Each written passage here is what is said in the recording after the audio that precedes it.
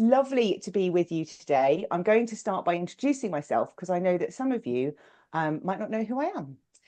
So my name is Jenny Field and I'm the CEO of the consultancy Redefining Communications.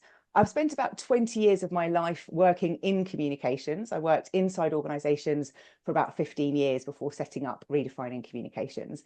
And a lot of my career was spent working in the retail hospitality business, where communicating with deskless workers who were serving coffee and baguettes in railway stations and airports was particularly challenging. So that was why I started to explore doing some research projects in this area, and I've done some research projects in some other areas as well. I have published a couple of books. I've published a book called Influential Internal Communication, which I published in 2021. And more recently, I've published a book called Nobody Believes You, which is how to become a leader people will follow. And that's based on the 8 practices of credible leadership that you can follow to become a leader that people will follow and will think is credible. I'm often talking about books. I like a bit of CrossFit and yoga. I like a puzzle. So I'll probably reference some of those bits as well as we go through. But that's enough about me, because we have a lot to get through today when it comes to talking about deskless workers. And I want to start by just defining what a deskless worker is, because sometimes it can be confused and be interpreted as different things. And when I did my first piece of research in 2019, we actually called them remote because they were called remote workers more then. During the pandemic, remote worker came to mean something else. So we started referring to them as deskless. You might refer to them as hard to reach or non-digitized, but a deskless worker is somebody who is not connected all the time to your organization. They are someone who isn't spending their days at a laptop, at a computer. They are out serving customers, working with patients, driving buses, cars, whatever it is. They are doing a job that doesn't involve a lot of what we do, which is being sat at a computer. They might be connected. So in some places, we know that some of these workers do have email addresses, but their work is done driving trains, cleaning bins, cleaning parks, serving patients, working in bars and hotels and leisure centres. The list is endless. And actually, research does suggest that around 80% of the workforce is this population. So there's a lot of conversation in the world of organization.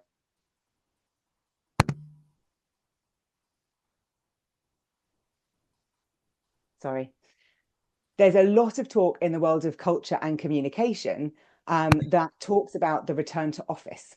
And that is just not relevant for this particular population. It's not relevant for most of the population actually at work. So when we're talking about deskless workers, that is who we are talking about. Now, as I've mentioned, I did a bit of research in this in 2019. I then did some more research in 2023. And this is still a challenge today in 2025. The research that I did in 2019 and 2023 was actually involving lots of different sectors. And it also involved us going out to speak to those workers. We went out with iPads.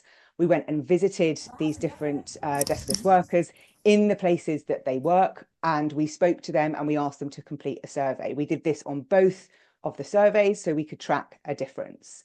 I've also done audits for clients who have this population, where I've gone out and spoken to them, whether it's been manufacturing or whether it's been healthcare. We've gone out and done the same thing for them as a deskless worker audit. So what I'm going to share with you today is a blend of all of that insight and that research. But why is this still a challenge? This comes back to a question I keep asking about the industry of internal communication a lot, about why things remain a challenge for us over the years. One of the challenges you shared with me is that leaders just don't understand. They don't really understand why this is a challenge. They don't really understand why this needs to be focused on. In fact, somebody who answered my question when you signed up to this said they just don't think they have a contribution to the organizational success as much as those in other parts of the business. That blows my mind, but it shows the journey we might have to go on in terms of the importance of this population. The second reason I hear is that there just isn't time to focus on this. When you work in communication, HR, operations, whatever you might be working in, the time to dedicate to this just doesn't seem to be there. We're fighting fires, we're working very hard. There isn't that time to dedicate and focus on how we fix this problem. But lots of you are joining me today for this masterclass, which shows that we can make a little bit of time to solve some of the problems that we need to solve. The other piece is that expectations are too high for what is possible. I'm going to talk about this quite a bit today in terms of what we expect from this population and why we might have expectations that are just too high. In fact, somebody that I spoke to, we had a little conversation about this challenge after they answered my question, and they said, we know that things are pretty good, but we think they could be better. And we had a little conversation about why. Why does it need to be better? If you're running at, kind of 86% of something, that might be good enough. And sometimes we are expecting just a bit too much. So the presentation and masterclass today is going to work through about 6 different problems that you have highlighted are the issue around deskless workers. So I'm going to talk through the problem. I'm then going to share with you what the research tells us about that problem. And then I'm going to share with you the solution to that problem. I'm also going to share a couple of stories along the way just to bring this to life so you know what's maybe been going on for some of the organizations I've spoken to and the organizations that we've worked with. Just a reminder again for anyone coming in, if you've got a question today, please pop it in the chat. Just put the word question in front so the team can pick that up. And as we get to the end, we'll have some time for some questions as well. So let's get cracking. The first one is that deskless workers don't have email addresses and they aren't digitally connected to the organization. This is the problem that we come back to a lot. They're just not connected, and therefore we don't know really how to reach them. It's a conversation that I hear most, I think, from people around the issue that they have. So what the research tells us is that while they're not connected, the use of a company app on their phone has seen an increase between 2019 and 2023. The research that we do looks at channels and content together. We're not just looking at channel use. So we know that the app is for organizational content. This means it's not solving the issue of team communication, but it is seeing an increase in how we're using apps to communicate for organizational news. Okay, we've also got industry news, organizational news, and departmental news. So organizational, people are using company apps and they're using it on their own phone. That said, that rise is still quite small. We were expecting to see quite a significant shift between 2019 and 2023. And what we're seeing is really that it's just around a third of people who are using company apps on their phones. That's not very many when you consider the population and the size of this population as well. Next is the use of WhatsApp. So WhatsApp has increased between 2019 and 2023 quite considerably, which we were sort of expecting, but with that comes a lot of risks. So what I will share with you at the end of the masterclass today is an opportunity to grab a bundle of stuff, which includes the research reports from 2019 and 2023. And in there, I outline all of the risks linked to WhatsApp that are useful if you're talking to IT or other departments around whether or not we want to use that. So WhatsApp's very popular. Digital tools for sharing industry and organizational news work very well. So if you've got a digital platform, we've already seen the apps have gone up. Digital tools are good for that. If you want to do departmental news, then we have to make sure that they are face-to-face, because actually it's not quite the same for digital stuff. We're not seeing an increase in that for some of the digital side of things. The other piece of research, which I always think is quite interesting because we're looking at channels, not just digital for this group, but in 2019, most of the workers we spoke to got their information from email or colleagues. And in 2023, an email newsletter was continuing to rise despite the challenge with connectivity. Now, this I find quite interesting because we can spend a lot of time thinking that we can't reach these people because they might not have an email address or they might not be connected. But that's where the stories come in.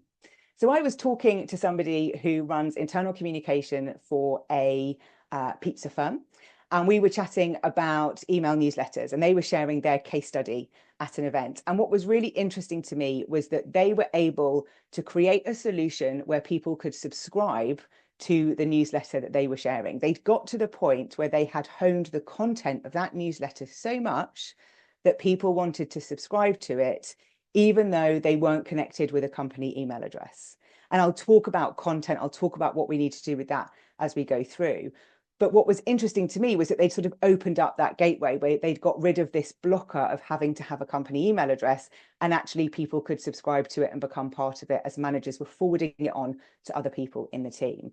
So it is possible to use email to reach this group, depending on your appetite for risk and where you are with various different approvals for email. When I think about this challenge, the solution that I was working through as I was coming up with this content today was this solution of connecting with them if you want to. If the content is good enough, you can find a way to be able to reach them through a different email address. But the trick is here that you need them to subscribe to it. That means the content is everything. The content's got to be good enough for these people to want to listen to. And I'll give you loads of tips today on what that content needs to be. We've talked about exploring the risks of WhatsApp. That's really important because if you don't have that conversation, that risk is still there. My sister is a nurse, and she's a nurse in a GP surgery, and they use WhatsApp. She was a nurse on a ward and they use WhatsApp. What was interesting in my conversation with her the other day was that her manager is saying, we need to move away from WhatsApp now because it's just not good if you're on holiday, you can't switch off. So we're going to start rolling out Microsoft Teams so that you have that disconnection. And that's one of the challenges with WhatsApp, is people feel they're kind of constantly connected. The other solution is print. Let's not take that off the table for this population, and we'll talk about that a lot today. We have spent a long time talking about technology, digital solutions, how do we reach them? But actually, for a lot of them, being able to flick through a print magazine in their break is really powerful. And again, we'll touch on why that's so powerful as we go through. But face-to-face also is important. We'll talk about line managers, but don't discount that. Don't think that it has to be something that's digital, especially given that their work is not usually digital. Their work is often with people, working with people, talking to people. It's not at a computer, which is where we spend all of our time. Now, the next problem that I want to dive into is one that thinks about whether or not all workers are the same. Now, this is where we're going to get into quite a lot of detail about the different types of deskless worker, because the research in 2019 highlighted something, and the research in 2023 went deeper and highlighted something even more. And that's what I want to spend some time talking about with this problem, because the research really highlights this challenge. We do this a lot in organizations. We communicate with employee groups like they're all the same, but there are very distinct differences when it comes to deskless workers. So the research, first of all, highlights the fact that there is a cultural difference between deskless and office workers. And that is a cultural difference where there is a written culture and a verbal culture. And when I say this to people, I usually get a lot of nods, like, yes, that makes sense. But when there's a cultural difference, that means that there are lots of things that are different. If you think about different cultures around the world, it's not just that we might speak a different language, but the way we structure those sentences might be different. Our gestures might be different. There's lots of things around how we communicate across cultures that is different. And when it comes to a deskless worker, this cultural difference has a huge impact on how we write, has a huge impact on the structure of our sentences, and it needs to change our thinking about how we need to communicate with this population versus an office-based population. In 2019, the research highlighted these 3 different types of deskless workers. So what we started to see was that there are deskless workers that work in a team, there are deskless workers that are solitary, and there are deskless workers that are mixed. Now, all of this is in the research reports, which is in that bundle of stuff that you can get at the end. So if you don't want to scribble furiously, you can grab that at the end as well. So when we talk about working in a team, these are people that really come together. They bring together different skills.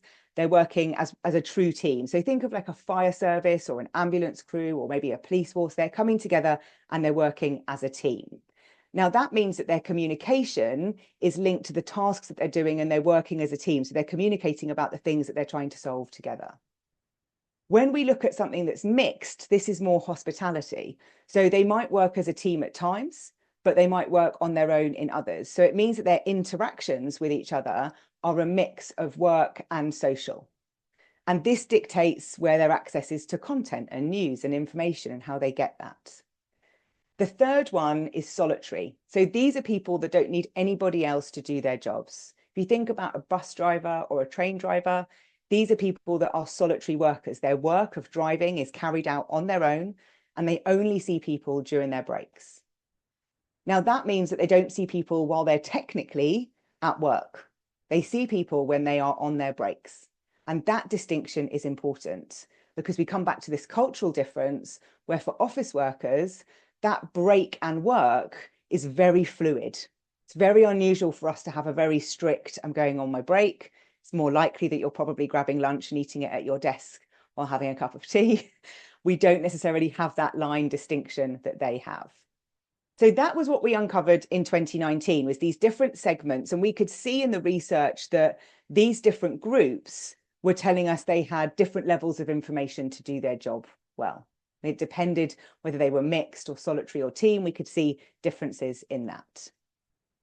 Fast forward to 2023, we started to uncover even more insights into this population, where we've started to categorize them as factory floor workers and shop floor workers.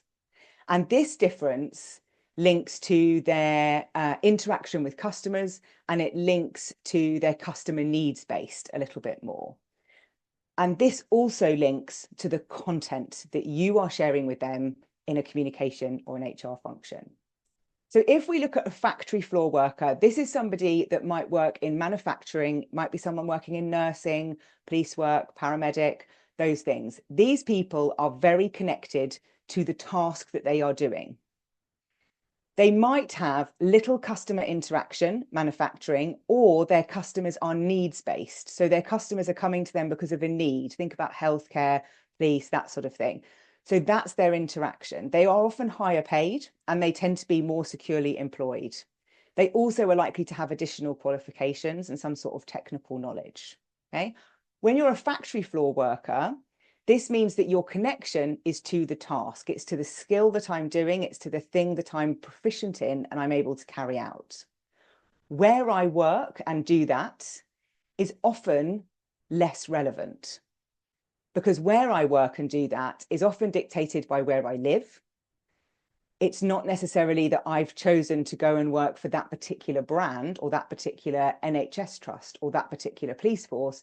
It's based on where I live. If I think about some large defense organizations, I know from going to visit some of them in manufacturing, they have sort of towns that almost belong to those defense companies, and there's generations in that workplace because it's such a huge part of that community that that's where so much of the employment is.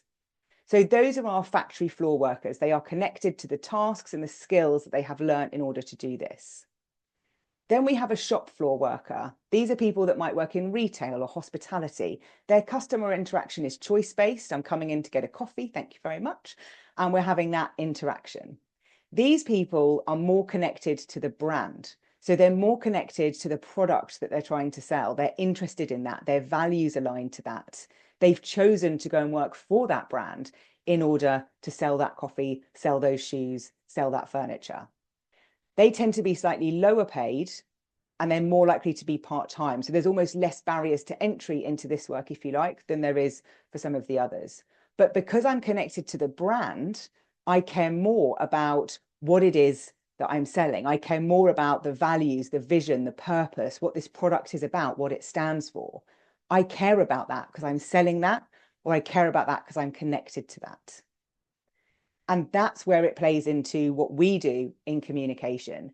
Because if I spend a lot of time talking to a factory worker about vision and values and all of these things, when they care about their task and their skill, it could have an unintended consequence of disengaging them because they want to talk more about their skills, their development, the care of the patient, the care of the customer. They don't want to talk as much about the brand and the values and the vision. The best example I can give you of this is when someone's leaving an organization. And if I take you back to the first part of the research for this problem, and we look at the fact that it's a written and verbal culture, the example I always give is when we communicate someone leaving an organization, because we are trained to communicate probably 4 paragraphs about somebody leaving. We might have a quote from them. We might have a quote from their boss. We might have a quote from someone else. There's often quite a lot that goes into communicating somebody leaving. Sometimes there's not, but sometimes there are lots of paragraphs. When it's a verbal culture, you don't need to write that amount of content because the content needs to be shared by word of mouth. I need to be able just to tell someone that quickly. I don't need 4 paragraphs. I barely probably need 1. So when it comes to how we communicate, that cultural piece is really important so that we can make sure that we're communicating in the right way for this audience, rather than communicating the same way to everybody. So the solution to this isn't about being necessarily more simple or shorter with your content, but it's being brief and being clear and being to the point. You also have to make sure you're communicating the things that they care about, that impact them and their role. And for factory workers, we want to talk more about tasks and development. And for shop floor workers, we want to talk more about brand, products, vision, and purpose. I'm not saying that for factory workers, you don't talk about vision and purpose. I'm just saying your weighting of your content needs to be considered so that you're tuning into the things that motivate them and the things that are important to them and kind of why they do the job that they do. The third problem that comes up is that line managers aren't communicating what we need them to. We hear this all the time about deskless workers and quite possibly non-deskless workers, actually. But line managers just aren't communicating what we need them to. And the research tells us that, unfortunately, if you're working in a communications role, when a deskless worker believes that their line manager isn't a good communicator, they think that the whole organization isn't a good communicator. And when we first uncovered this in 2019, I was actually, I'm going to use the word devastated, because we always know that line managers are really important. We always know that they are the key to unlocking communication. But I don't think anyone ever thought that if a line manager isn't a good communicator, then the perception is that the whole organization isn't a good communicator. So that means that no matter what we're doing in the center, it's not going to have the impact we want it to have because the perception is it's just not good enough. So obviously my solution to this when we get there is going to be talking to line managers and upskilling them. And actually in the bundle that I mentioned, we've got some stuff to help with that as well. Interestingly, in the research, 36% say that their manager is an accurate source of information, only 36%. So if 64% don't think their manager is accurate, we have some work to do in terms of what's being shared and impacting trust and engagement. Because the accuracy is really important. We ask people in the research whether the content is interesting or accurate, and accurate is the one we want to focus on because we want that to be linked to trust. So it's only around 1/3 that think that their manager is accurate. The other piece of research I want to bring in is from another research project that I did called Line of Sight, which was doing a survey with managers in 2021 to find out whether the role of managers was shifting because of the pandemic. And in that piece of research, what was staggering to me was that 42% of line managers say they have to write information or edit information to pass it to their teams. That means that nearly half of the line managers that are being given information from the centre are having to rewrite that and edit that in order to pass it on to their teams. This is where we start to see the compounding issue of that cultural difference coming through, because we're not seeing that shift in how we're communicating with that group to allow them to be able to pass that on. If we think about that example of somebody leaving, then what we've got is all of these paragraphs about something when actually we just want a few sentences. So they're having to read all of that, edit that in order to pass it on. So we should be able to take that away and do that work for them so they don't have to do it. The line manager piece, when we're talking to different organizations, I always find so interesting. When I was on a shop floor manufacturing firm talking to managers, their issue really is their managers and the belief in the organization as a whole. So they will share what information they can, but they need to feel more connected, and they feel, I would say, more disconnected than the shop floor workers, who are very happy to be connected and listen to their manager, but they struggle with that bit one above as a manager. They also just don't have very much time And we'll come on to that in a second. So when it comes to looking at how line managers can communicate, being aware of what it's like on the shop floor is important. When I was doing a client audit recently, one of the comms teams was walking around with me to escort me around the site. And this was the first time they had walked around one of the locations. And I know it's easy for us to stay in the office or stay at the computer, but when I worked in this environment, I would at least be out once a quarter. And once a quarter on top of that, I'd be doing like a back to the floor or doing something like that to work in that environment. It's only doing that that made it easier for me to understand what I needed to communicate. And actually, as we go through this masterclass, you'll realize that it's actually less that you need to communicate, not more.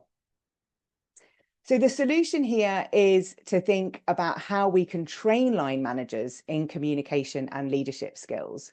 If the problem is that they're not communicating what we need them to communicate, we have to train them in how to do that. And in the bundle that we're going to have today, I've written a business case for you as a template for you to be able to get investment in that training, just as a starter that pulls this research together, so you don't have to sort of start from scratch. But if we want to fix this, we have got to do some investment here. We also need to make sure that we are writing in an appropriate way, which we've talked about. And we also need to look at how we can work with the operational side to look at the impact of the lack of communication. So when we're starting to think about why this is important, I know that from most recent research studies, the biggest measure for internal communicators on whether or not things are successful is an engagement score. But actually, what I want you to think about is the impact on the operation. What's the impact of the lack of line manager communication having on the core operation of the business? Because that's the dot that we have to join in order to get the investment into this. The fourth problem is that we can't reach them when they are actually at work. And we talked about the fact at the start of this that a deskless worker is someone who is serving patients on a manufacturing line, working in a coffee shop or a hotel or a gym. We can't reach them when they are actually at work. It's impossible. They don't have phones. They're not at a desk. They are doing their job, which makes it very difficult for us to reach them. When we did the research in 2023, we discovered that 90% of their time is spent doing the work. That's seeing patients, serving customers. That's 90% of their time. This doesn't mean that then there's 10% of time to be able to go and read all of the wonderful communication that's coming out from the centre. It means that they've got time to do their admin or maybe meetings with their team. There's lots of stuff that sits outside of that. But this 90% is really important, because 90% to an office worker and 90% to a deskless worker is very different. We spend 90% of our time doing our work at our desks, replying to emails, writing reports, writing presentations, having meetings. That's what our work looks like. So we're always connected. We're always able to read something quickly, reply to something quickly. That's what we are here to do. That's how our world works.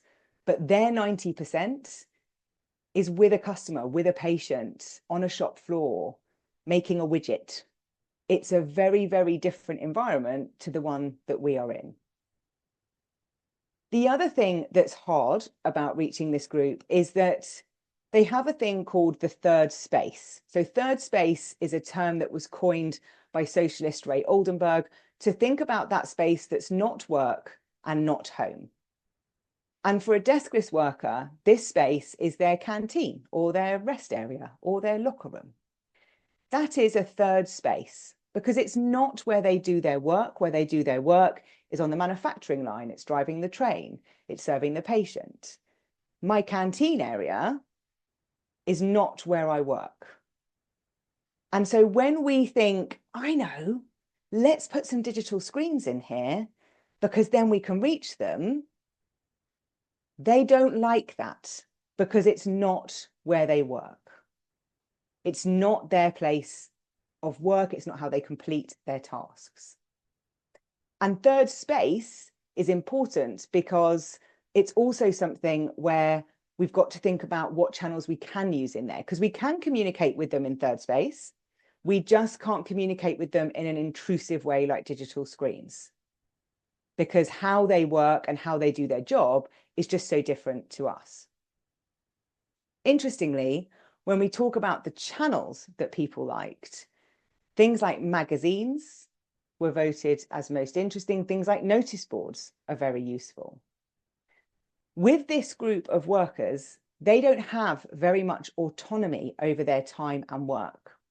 Whereas we can often choose hours, start times, what we're doing. We have a lot of autonomy over our work. I know sometimes it might not feel like it, but we do. Whereas for this group of workers, they often don't. They're told when their shift is, they're told when they're starting, they're told their route that they're driving.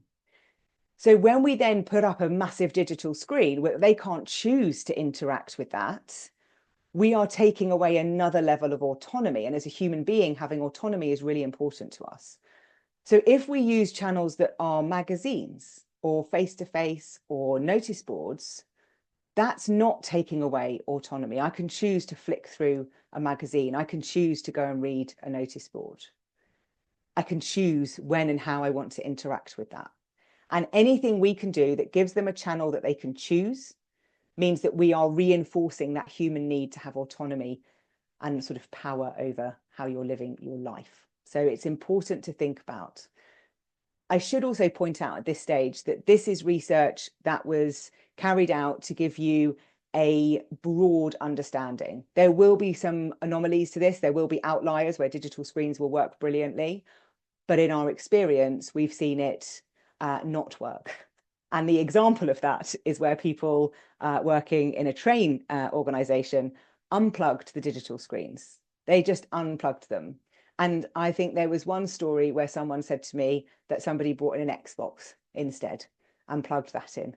And they used the screens to just be able to play video games. So if you're going to invest in digital screens, you have to do the work to find out whether your audience and population would be okay with that, rather than spending a lot of money on something that comes a massive screen for a games console, which they'd be delighted with, I'm sure, but maybe less so for the messages you were kind of hoping for. So think about how intrusive your channels are. Think about that third space and avoid those digital screens where you can. 90% means that they have around 10% of their time each week to look at. Now, I talked earlier on in this masterclass about the example of the pizza company who'd managed to get people to subscribe to their email newsletters. What was great about that story was that they'd managed to get the content really tight. So they managed to get it so that there were 5 stories and it was able to be read in about 15 minutes. Right? That's key. Anything more than that is going to be too much. That's once a week. Now think about how much content is going out to this population and how you can get that down to 5 stories, 1 email, read in 15 minutes once a week, because that's the challenge in order to be able to get there. And really don't underestimate the power of a magazine. When I was talking to an apprentice in a manufacturing organization, she said, it would just be nice to flick through a magazine while I'm having a cup of tea, because I can't keep up with all of the stuff that's on an app that I can't really look at because I don't have my phone. There's no signal in here. And I'm not really going to do that when I'm at home, because I'm at home and I don't want to look at that. But when I do look at it, it's almost overwhelming because there's so much content coming through, whereas I could just flick through a magazine. We're okay with that overwhelm sometimes, because we live in a world where our inbox is permanently updating. We live in a world where we're scrolling through news and looking through that. It's less normal for them to be doing that in their world. So on to the 5th, and then we've got a 6th, and then we'll have some time for questions. So the 5th problem is that they feel disconnected and are disengaged. I hear this a lot from people around the challenge that we have with this group, and I will always challenge back. So the data in our most recent research says that 83% feel like they're part of a team and 71% feel like the team is part of the organization.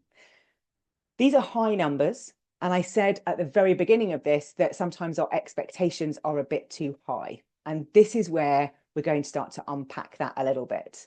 Because if 83% are telling us that they feel like part of a team and 71% feel like the team is part of the organization, is it really an engagement problem that we're trying to solve? Do they really feel disconnected? Do they really feel disengaged? And is that a job that communications can fix? Because that's the question that we have to ask when we get to this part of the research and insight. There's also little to suggest that there is too much noise for deskless workers. Only 3% say they have too much information.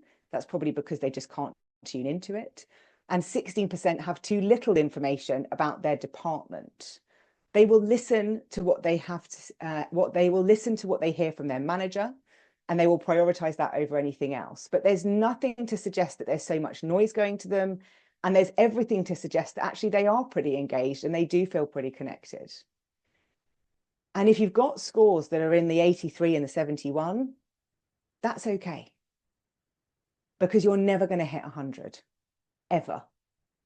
Because people go to work for different reasons. People feel different levels of engagement and being different levels of connected.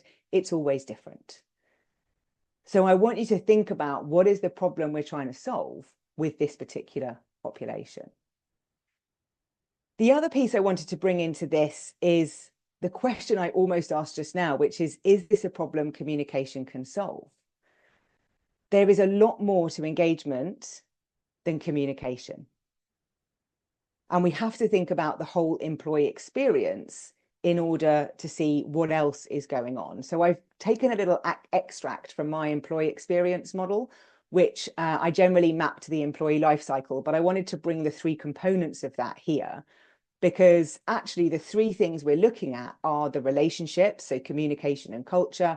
We're looking at the tools and processes, the technology and the platforms, and we're looking at the environment, physical or virtual. If you're looking at whether people are connected and engaged, all of this stuff has a role to play. And with this particular population, some of those hygiene factors are really important. When I was working with a manufacturing firm and we were doing the audit for them on their deskless workers, the question they wanted to answer was, does communication improve the employee experience? And after doing the research, I went back and said, no.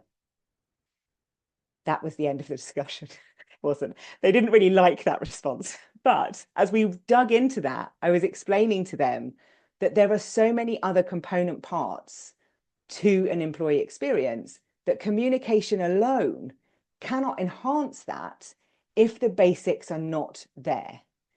If we go back to that chart, if the environment isn't an environment that's safe, isn't an environment where there's a working kettle, isn't an environment where there might be the right tools and processes, where there's no Wi-Fi, where there's digital screens up, but there's nothing shown on them, can't watch the news, I can't watch Lorraine in the morning because I don't have a digital screen on when I've got my morning break. It's just a blank screen. All of these things chip away at how valued those employees feel. So when we're talking about, does employee experience get improved by communication? The answer is no. Unless all of those different areas are coming together, it's impossible for communication to solve that problem alone. And it's impossible because of all the things we've talked about today around the challenge of things like line managers not having the right communication skills in order to communicate and engage effectively with their team, and what impact that has on the perception of the organization. So we have to be clear around what's within our circle of control and what's within our circle of influence, because sometimes we take on too much when actually we can't impact and control that. So the solution to all of that is around making sure that you're solving a problem that exists. Is it an engagement problem? Is it a connection problem? Do you know? Have you surveyed this group? Do you know what's going on? Because managing your expectations is really important. Be very clear about what's in scope for your function and get to the root cause of that issue. What's the root cause of the disengagement and the disconnection? And do that through doing focus groups and surveys, because you can find out quite quickly what's going on underneath. Now, the final problem that I'm going to run through, and then we've got time for some questions. So if you haven't asked one yet, please do use the chat, put the word question and ask your question, and we'll get to it in a second. But the 6th problem is we just don't have time in communication or the organization to look at this, and leaders aren't particularly interested. And this is what I've heard from people again and again, is this time piece. So this might start to get a little bit uncomfortable. But we know from the research in 2023 that the insights into this part of the workforce are very limited. So lots of organizations when we were talking to internal comms teams alongside talking to the deskless workers, they couldn't really articulate what percentage of deskless workers were where, how many were office-based.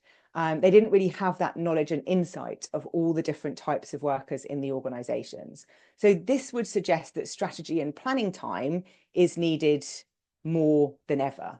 And I know from other research out there that strategy and planning time is often limited. There's often organizations, I think it's something like only 40% of internal comms teams have a strategy or a plan. So we know it's something that isn't readily available. It's something that not everybody is doing. What that impacts is your credibility, and we'll come on to that in a second. But if strategy and planning remains on the back burner, it means that the organization won't invest. So if you're not putting forward a business case about the impact of not doing this on the organization, then no one's going to invest the time or the money in fixing that. And that's why in the bundle, I've included the business case for line manager communication skills, but I've also included a business case for investment in a channel, in case you want to explore that as well. So there's 2 templates in there, because we have to do the work. We have to make this the priority. If we're here, we're watching and listening this today, we're here because we know it's a problem we want to solve, and we want to know how to solve that. So we have to make the time if we want the organization to have the time. Because ultimately, this does come back to the credibility and impact of the communication function. If we aren't operating off a strategy, if we're not making time to plan, if we're not clear about why this function exists, why we do what we do, what's in scope, what's out of scope, all of that, then how can we expect anybody else to care about the problems that we're trying to solve? So when it comes to our credibility, we have to work on demonstrating our capability, and doing that by sharing our strategy and our planning. And I'm very happy to talk about credibility and the 8 practices of that with anybody that wants to explore it a bit more. But taking the time to do your strategy and planning will pay back in the long run. It's almost a bit of that false belief that you just don't have time to plan. But actually, if you took out a day and did some planning, you'd probably find that you'll be able to work much smarter and much more efficient and much more focused thereafter, because you don't feel like you're firefighting quite as much.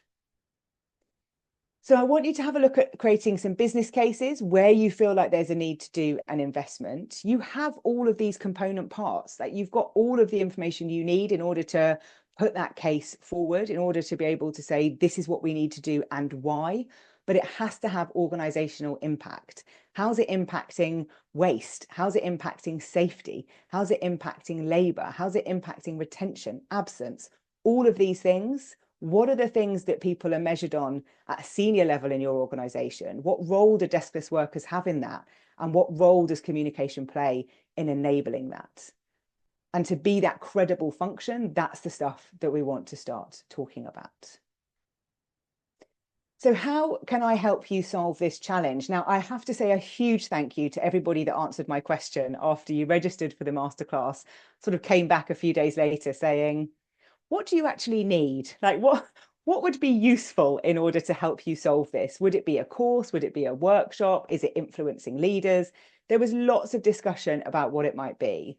What you told me was that you didn't really think a course or a workshop was going to be useful unless it was with the line managers or the operations or the deskless workers themselves. But influencing leaders seemed to be one of the biggest challenges that you had about being able to move this forward.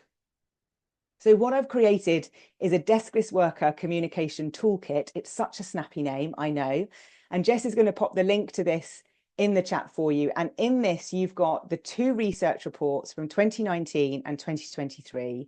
You've got 2 business case templates, one for investing in line manager communication skills, one for investing in a new channel.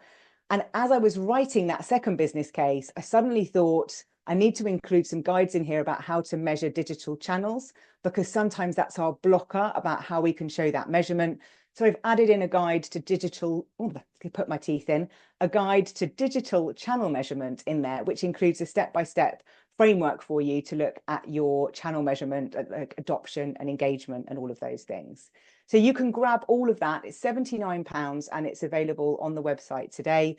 And I'd love you to grab that, because I'd love to see how we can start to move this forward. It's been a problem for over 10 years in our industry. And I think putting all of this together, bringing the research into something that is more tactical and applicable in the business cases, means that we should start to be able to influence leaders to move that forward. You do have the option as well, if you want to, where you can get the bundle for free if you want to have some one-to-one time with me for an hour where we can talk about your specific challenges and spend some time talking through that as well. So you've got a couple of options on there for you.